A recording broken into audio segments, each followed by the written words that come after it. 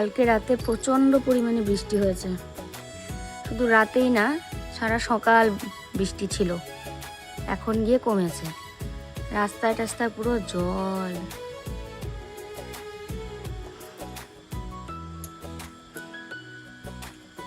শুভ সকাল, কেমন আছো তোমরা সকলে? আশা করি যে যেখানে আছো ভালো আছো, সুস্থ আছো। আমরাও ভালো আছি। তো আজকে তো সারা দিন মানে কি বলতো, প্রচুর সময়। এক তো হচ্ছে সংসারে সেরকম একটা কাজ বাজ নেই, আর নিমন্ত্রণ রয়েছে। তো বাড়িতে রান্নাবান্নার সেরকম চাপ না থাকলে তখন কিন্তু এতটাও আর কি প্রেশার হয় না কাজের। আর কাজ বের করলেই বসে অনেক কাজ। আর আমি কাজ এখন বেরও করছি না, কারণ যেহেতু কলকাতা থেকে সমস্ত জিনিসপত্র নিয়ে আসার পর একটা কাজের ভীষণ ধাক্কা আছে। তো সেই ক্ষেত্রে আগের থেকে এত কাজ করে আর অসুস্থ হতে চাই না। এমনিতেও এর আগে যখন কলকাতায় সংসার গুছাতে গেছিলাম, তখন 2-3 বার 4বারে গিয়ে সংসার গুছিয়ে তারপর কিন্তু মাকে নিয়ে গেছিলাম। তো এইবার আবারও যখন আবার সব কিছু নিয়ে আসতে হবে, সেই আমাকেই যেতে হবে, এবং সেটা একবারেই করতে হবে। মানে 3-4বারে কিন্তু সেটার চান্স নেই, কারণ যেহেতু ফ্ল্যাটটা ছেড়ে দিয়েছি, তো সেই ক্ষেত্রে সমস্ত জিনিসপত্র একবারেই সব বের করে আনতে হবে। আর দূরত্বটা এত দূরে যে কলকাতা কোচবিহার, যদি দূরত্বটা এতটা দূরে না থাকতো তাহলে কিন্তু তাও 2-3বারে গিয়ে আনা যেত। আর এই মাসটা কেমন যেন দেখতে দেখতেই চলে গেল, মানে সারাটা মাসেই যেন কেমন করে ব্যস্ততায় কেটে গেল বুঝতেই পারলাম না। আমি ওকে বসে বলেও ছিলাম যে 2-3বারে গিয়ে মনে হয় জিনিসগুলো আনাটা ভালো ছিল। আর বাইকটা আনার জন্য, বাইকটা যে বুক করবে ট্রেনে, তো সেটা 3-4 ঘন্টা আগে বুক করতে হয় গিয়ে। এবার যে ট্রেনে আমরা আসবো সেই ট্রেনেই মানে বুক করতে হবে, বা আমরা ট্রেনে না আসলে যেরকম করে বুক করে দিলে টাকাটা বেশি লাগবে। তো এবার আমাদেরকেও সেই ট্রেনেই আসতে হবে। আর বাইকটা বুক করতে হবে 3-4 ঘন্টা আগে, এবং কোনো রকম পেট্রোল থাকা চলবে না। তো পেট্রোল ঢেলে নিয়ে তারপরে সেই বাইকটাকে কষ্টে মষ্টে সেই মানে শিয়ালদা স্টেশনে নিয়ে যাওয়া লাগবে। বুঝতে পারছো কতটা চাপে আছে? তার মধ্যে আমাদের দুজনের হচ্ছে 4টা হাত, কিন্তু ব্যাগ হবে 6 থেকে 7টা। ট্রলি, তারপরে আরও একটা ব্যাগ হবে, তারপরে 100 টাকা দামের ব্যাগগুলো হয়তো হবে। মানে কত জিনিস, বুঝতে পারছো, একটা সংসারের তো প্রচুর জিনিস থাকে। তো সেই সব জিনিস তো আর বিক্রি করবো না, সেগুলো তো নিয়েই আসবো। এবার বড় বড় যে জিনিসগুলো, ধরো আলমারি টালমারি, এগুলোর কথা বলছি না। কাপড় চোপড়, বাসন কোসন, প্রোডাক্ট রয়েছে বিভিন্ন ছোটোখাটো অনেক জিনিস। তো সেগুলো ভেবেই না আমার মাথায় খারাপ হয়ে যাচ্ছে। তো কালকে তো আমাদের যাওয়া, এবার আজকে টিকিট করতে দিয়েছে সকালবেলা।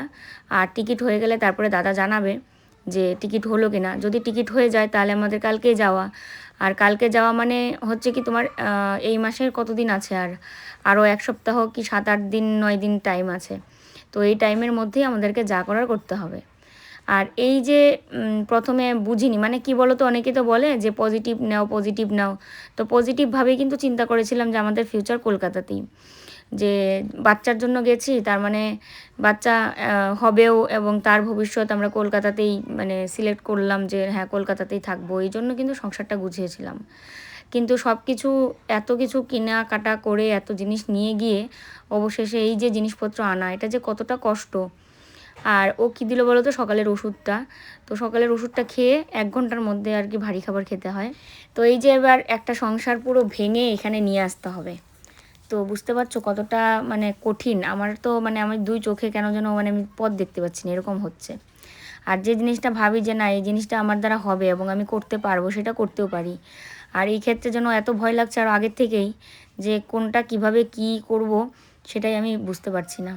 যাই হোক, দেখো গল্প করতে করতে রাস্তা রাস্তা সব ঝাড়ু দিয়ে নিলাম। আসলে বৃষ্টি হলে পরে মাটির রাস্তার থেকে পাতা সরানো খুব কষ্টের। নর্মাল যেভাবে কাজ করেছি সেটাই যদি তোমাদেরকে তুলে দিতাম 1 ঘন্টার ব্লগ হতো।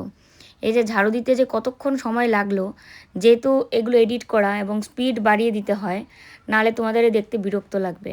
তো সেই স্পিড বাড়াতে গিয়ে দেখতে পাচ্ছ যে খুব তাড়াতাড়ি হয়ে যাচ্ছে, কিন্তু এই মাটি থেকে পাতা সরাতে গিয়ে কতটা যে সময়ের ব্যাপার, আর হাতে পুরো মানে ব্যথা হয়ে যায়, এরকম অবস্থা। যাই হোক, তো এই জায়গাটাই তো শুধু মাটির, আর রাস্তাটা তো পাকা, তাও পাকা রাস্তার মধ্যেও পাতাগুলো কেমন একদম চেপটে ধরেছিল। তো সেগুলোকেও কষ্ট করে কিন্তু ঝাড়ু দিয়েছি। তো ঝাড়ু টাড়ু দিয়ে এখন ঝাড়ুটাকে ধুয়েও নেব, আর ফুল তুলে নিয়ে আসবো ভাবছি, কারণ পুজো তো দিতে হবে। আজকে পুজো দেবো আমি স্নান করে, তাই ভাবলাম স্নান করতে যাওয়ার আগে ফুলগুলো তুলে নিয়ে আসি। এই তো আমাদের বাড়িতে কিছু কড়ি ফুল ফুটেছে, যেগুলো যে সাদা ফুল। আর পাশের বাড়িতে একটা কাকুর বাড়িতে আর কি অনেকগুলো জবা ফুল আছে। তারপরে এই আমাদের পাশের বাড়িতে অনেকগুলো জবা ফুল আছে। সব মিলিয়ে তুললে অনেক ফুলই হয়ে যাবে। তো চলো ফুল তুলে আনি গিয়ে। দেখো কতগুলো ফুল তুলে নিয়েছি, দেখলা? সব হচ্ছে আমাদের গ্রামের কালেকশন, গ্রামের না পাড়া। একটা কাকুর বাড়িতে ফুল ফুটেই থাকে বাইরের দিকটায়, তো ওনাদের প্রচুর গাছ আর কি, বাড়ির ভিতরেও প্রচুর গাছ, তারপরে বাড়ির বাইরেরগুলো ওইভাবে লোকে নেয় আর কি। আর বর্ষা কালকে বৃষ্টি হয়েছে না, আজকেও বৃষ্টি হয়েছে, ফুলগুলো কি সুন্দর ফুটে আছে। আমি কই নিয়ে যাই। তোমার খিদা লাগছে না? সেই মিকি মন খারাপ করে উল্টা হয়ে শুয়ে আছে। এর মা হারাইছে, জানিস কেন? দেখো এখানে দাঁড়িয়ে উকি ঝুঁকি মারছিল বাইরে দেখবে বলে। তো সকালে খাওয়া দাওয়া হয়েছে আমাদের। সকালে কি খেয়েছি বলো তো? আজকে কালকে দই পেতে রাখতে ভুলে গেছি। তারপরে দুধ, চিরা, মুড়ি, কলা, চিনি এগুলো দিয়ে সব মাখিয়েছি, দিয়ে খেলাম। ঘুটুনও কিন্তু খেয়েছে। হ্যাঁ, ঘুটুন খেয়ে দে এখন এই যে দেখছে বাইরে। মিকি, মিকি এদিকে দেখো, তুতুন এই যে এরকম করে দেখে। এই দেখো এই ফুলগুলো কতগুলো ফুটেছে, হলুদ ফুল, কি ভালো লাগে। আর এটা ঠাকুর ঘরে ছিল, মা তো কালকে পুজো করেছে না, এটা বাইরে বের করে রেখেছে।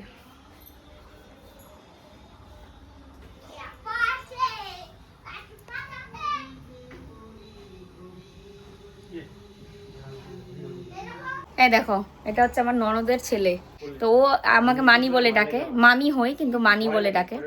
আমাকে বলছে কেন, আমাকে বলছে মানি আবার একটু ব্লগ করো, আমাকে তো দেখালে না। মানে ও হচ্ছে কি আমার ভিডিও দেখে, ও আমার ভিডিও দেখে। এখন ও ওর হ্যাঁ, এবার আমাকে যখন ও আমার মানে ওকে নিজেকে ভিডিওতে দেখে, হুম হুম হ্যাঁ ঠিক, দেখলা সব জানে ও। এবার যখন দেখলে কেমন রে আমার হাতের মধ্যে এসে লাগাই দিবে, যখন ও ওর নিজের ভিডিও ওর আমার ভিডিওতে দেখে ওর খুব ভালো লাগে। তো একটু আগে আসলো। তোমার নাম কি? কি নাম? ঔগত দত্ত। আর এমনি ডাক নাম হচ্ছে আদি। তো দেখো আমার স্নান টান কমপ্লিট। আজকে মা রান্না করেছে, তোমাদের বললামই, বলেছে কিনা আমার খেয়ালও নেই। যাই হোক রান্না করে মা স্নানে ঢুকেছে আর আমি এখন পুজো দেব। রান্না করেছে আলু কাঁকরোল দিয়ে মাছের ঝোল, আর যে মাছ এনেছে মানে মাছটার সাথে তেল ছিল, তো সেটা পেঁয়াজ কাঁচা লঙ্কা দিয়ে একটু ভাজা ভাজা করেছে। এই আর কি রান্না আজকে। আমরা তো দুপুরে ওই পিসিদের বাড়িতে নিমন্ত্রণ আমার আর ওর, রাতে তো বাড়িতেই খেতে হবে। আর ঘুটুন আর মা দুপুরে বাড়িতে খাবে, রাতেও বাড়িতে খাবে, তো এই হিসেবে রান্নাটা করেছে মা। তো চলো এখন আমি গিয়ে পুজোটা দিয়ে নিই। আর কালকের মনে হয় না, কালকে ডাল ছিল না, ডাল কালকেই খেয়ে শেষ করেছি। চলো পুজোটা দিয়ে নিই। আর ষাটের যেটা জায়গাটা আমি মাকে জিজ্ঞেস করলাম, বললো 2.5 দিন থাকবে। তো আজকের জন্য কিছু করব না, কালকে ঘরটা মানে জুকার দিয়ে তুলতে হবে। অম্বুবাচী তো 2 দিন পর থেকে শুরু। তোমরা কারা কারা অম্বুবাচীর মধ্যে পুজো দাও কমেন্ট করে জানিও তো।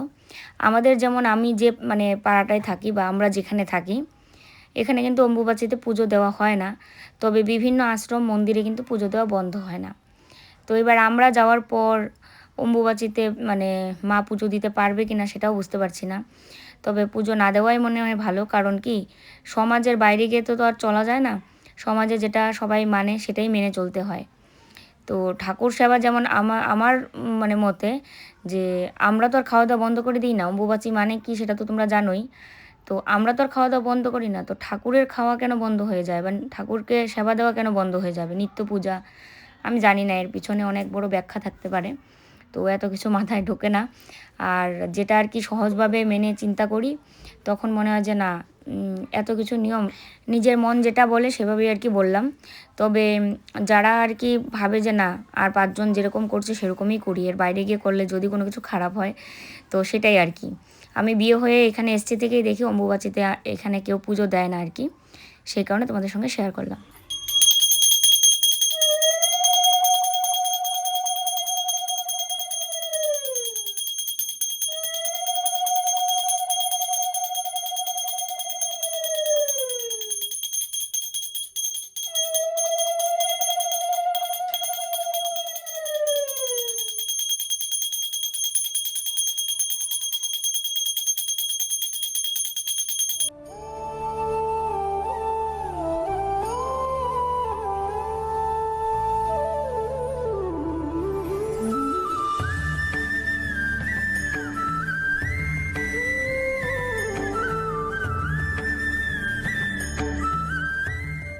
এইমাত্র শেষ করলাম, আর ও গেছিলো বাজার।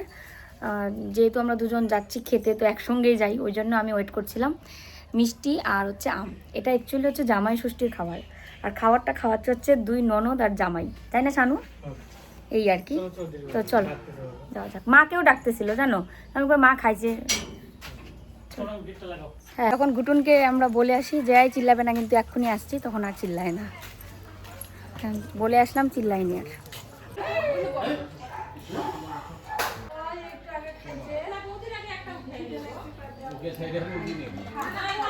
আমাদের খাওয়া দাওয়া তো অনেকক্ষণই হয়ে গেছে, মানে অনেকক্ষণ বলতে কি, খাওয়া দাওয়া করে 5 মিনিটও মনে হয় বসিনি। তারপরে মার জন্য মাংস পাঠিয়ে দিয়েছে আমার দ্বারা, মাংস আর কি বলে মিষ্টি।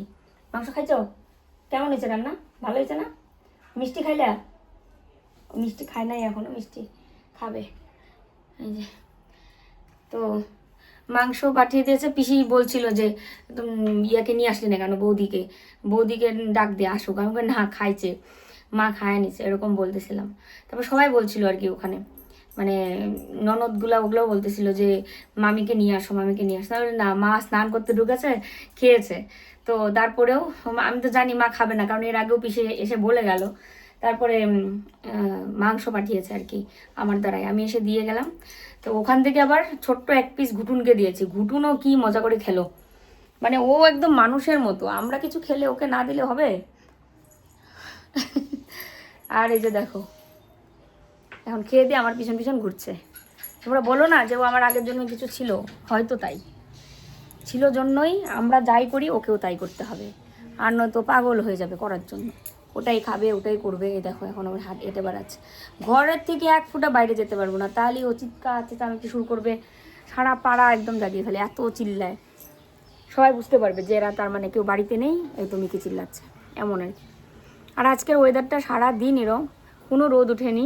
কালকে এত বৃষ্টি হয়েছে, সকালেও বৃষ্টি হয়েছিল, এখন পুরো থুম ধরে আছে, কিন্তু গরম কিন্তু কমেনি। এই যে এত বৃষ্টি হয়েছে, গরমের কোনো কমতি নেই। এই দেখো না কেমন অন্ধকার করে আছে চারিদিক, পুরো অন্ধকার করে আছে চারিদিক। এইমাত্র একজন পিসি এসেছিলো আর কাকিমা, আমি আর ভিডিও করিনি। পিসি আমাদের বাড়ি থেকে নাইটি নিয়ে গেল, আর কাকিমা মানে পিসিকে নিয়ে এসছে আর কি। তো যে চা করেছিলাম, ওই দেখো চায়ের কাপ, তারপরে পান দিয়েছিলাম, মানে আমি আর ভিডিও করিনি। তো যাই হোক, আমাদের টিকিট হয়ে গেছে, আমাদের কালকে যাওয়া, দুজন কালকে যাচ্ছি। গিয়ে সমস্ত জিনিসপত্র নিয়ে আসার পালা। সমস্ত জিনিস বলতে কি, যে জিনিসগুলো ওই দিদি নেবে না সেই জিনিসগুলো নিয়ে আসবো। আর টিভি তো অবশ্যই আনবো, কারণ টিভিটা আমরা বাড়ি থেকে যেমন নিয়ে গেছিলাম, এবং খুব শখের টিভি, এরকম টিভি মানে কি বলবো, খুব শখ ছিল, শখ করেই কিনেছিলাম। আর টিভিটা আনা তো কোনো ব্যাপার না, আমাদের সাথে আমরা সিটের মধ্যেই নিয়ে আসতে পারবো। বাইক আসবে, আর ফ্রিজ, আলমারি এগুলো দেখি সব কিছু দিদি এবং আমাদের সব কিছু বনিবনা হলেই তারপরে বিক্রি হবে আর কি। তারপরে খাট আছে। তবে যে জিনিসপত্রগুলো একদম সাথে মাস্ট আসবেই, সেটা হচ্ছে টিভি, তারপরে বাইক, তারপরে আমাদের রান্নার যত বাসনকোসন, ব্র্যান্ড প্রমোশনের যত জিনিসপত্র, আলমারি ভর্তি কাপড় চোপড়, ঠাকুরের জিনিসপত্র, ঠাকুরের ছবি টবি যত আছে, মানে সব, এগুলো সব আসবে। তারপরে মডুলার আছে, এগুলো আসবে। মডুলার আছে, একটা টি টেবিল আছে, টুকটাক যেগুলো বাড়ি থেকে নিয়ে গেছিলাম সেই ধরনের জিনিসগুলো আসবে।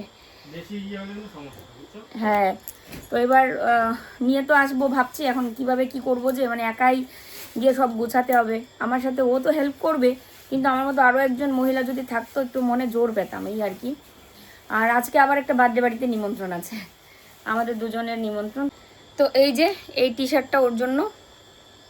তো রেডি হই, বার্থডে বাড়ি নিমন্ত্রণ, তো আর এইভাবে নাইটি পরে যাবো না, শাড়ি পরে রেডি হই।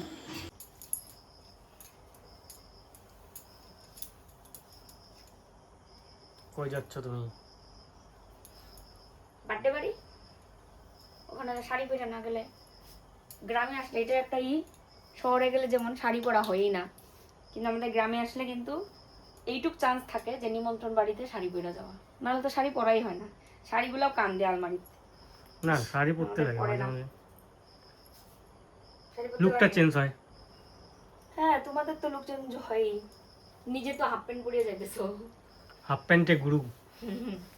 ওই তো আমাদের বউদের যে শ্বশুর বাড়ি, ওই জন্য আমাদের তো পড়তে লাগবে। ছেলেদের কোনো যায় আসে না, তাই না? হুম। তো ফাইনালি কালকে আমরা যাচ্ছি কলকাতায়। সবাই আশীর্বাদ করো যেন ঠিকঠাক মতো গিয়ে পৌঁছাতে পারি আর সব কিছু ঠিকঠাক মতো নিয়ে বাড়ি আসতে পারি। তো চলো আজকের মতো টাটা।